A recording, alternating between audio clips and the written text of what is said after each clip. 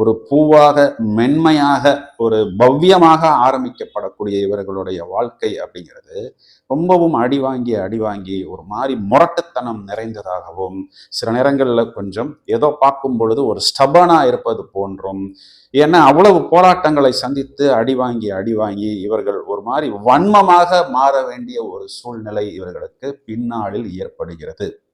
சூட்சுமமான விஷயங்களை இவர்கள் ஒளித்து வைத்திருப்பார்கள்.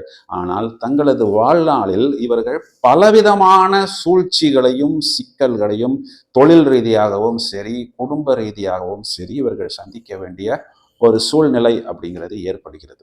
ராசியாதிபதி செவ்வாய் ராசிக்கு 3ஆம் இடத்தில் வெற்றி ஸ்தானத்தில் தன்னுடைய சொந்த நட்சத்திரம் இருக்கக்கூடிய வீட்டில் உச்சமடைகிறது. அப்போ அந்த 3ஆம் வீடுங்கிறது சனியோடைய வீடு. அப்போ அந்த சாட்டான் என்ன பண்ணுகிறார் அப்படின்னு பார்த்தா, வாப்பா விருச்சிக ராசி சகோதரி, இந்தாப்பா அப்படின்னு உனக்கு ஒரு எளிதான வெற்றியை கொடுப்பதில்லை.